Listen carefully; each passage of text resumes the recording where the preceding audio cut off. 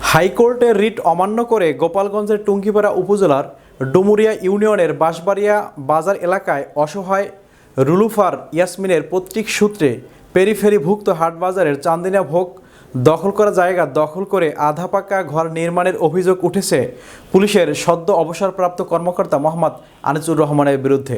গোপালগঞ্জ প্রতিনিধি জানান, ভুক্তভোগী রুলুফার ইয়াসমিন বলেন, বাজারের এই জায়গাটি আমার সংসারের আয়ের উৎস। টুঙ্গিপাড়ার আওয়ামী লীগ নেতা বাবুল শেখের দাপটে ও ভূমি কর্মকর্তা একত্রে আমার দখলীয় সম্পত্তি টাকার বিনিময়ে আনিসুরকে বন্দোবস্ত প্রদান করেছে। কোনো প্রতিকার না পেয়ে আমি উচ্চ আদালতের দ্বারস্থ হই। হাইকোর্টের রিট পিটিশনের 8055/2024 নং মামলা চলাকালে ওই জায়গায় আধা পাকা বিল্ডিং নির্মাণ না করার আবেদনের কপি জেলা প্রশাসকের কার্যালয়ে জমা দেই।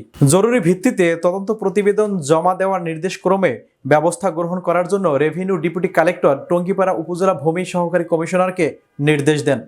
তদন্ত প্রতিবেদন না দিয়েই ভূমি কর্মকর্তা আমাকে দেশের চলমান পরিস্থিতি দেখিয়ে ফিরিয়ে দিয়ে পুলিশ সদস্যকে দোকান নির্মাণে সহায়তা করে। দোকানটি সে সরকারের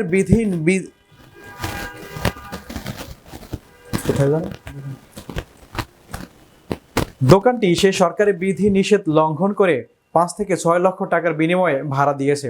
অভিযুক্ত আনিসুর রহমানের কাছে জানতে চাইলে তিনি বলেন, আমি এখানে সরকারের কাছ থেকে বন্দোবস্ত নিয়ে দোকান নির্মাণ করেছি। টঙ্গিপাড়ার সকল নেতা, সাংবাদিক ও ভূমি অফিসের কর্মকর্তা সহ সকলেই অবগত আছে। উপজেলা সহকারী ভূমি কমিশনারের কাছে জানতে চাইলে তিনি বলেন, ব্যাপারটি আমি জানি, ওটা ওদের পারিবারিক সমস্যা। আমি তদন্ত প্রতিবেদন দেওয়ার জন্য বলেছি।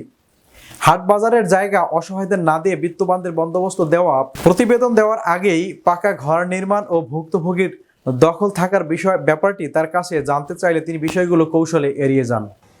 আবার পৈতৃক সূত্রে RSS অনুযায়ী এবং BRS রেকর্ড হওয়ার পরে 01 খতিয়ানে সরকার যখন খাস ডাক দিলেন, তখন আমি সরকার বিরুদ্ধে মামলা করি এবং সে মামলা আমি রায় পাই। আর করা যাবে না, হ্যাঁ করতে পারে, শুধু সেমি অর্থাৎ ফ্লোর পাকা। স্যার, স্থানীয় নেতাদের টাকার বিনিময়ে কি জন্য করেছে? আমি আর্থিকভাবে ক্ষতি। উপজেলা চেয়ারম্যান, বর্তমান উপজেলা চেয়ারম্যান বাবুল শেখ, হ্যাঁ থানা আওয়ামী লীগের সাধারণ সম্পাদক বাবুল শেখ, হ্যাঁ বাবুল শেখ, উনি এসব করাইছে।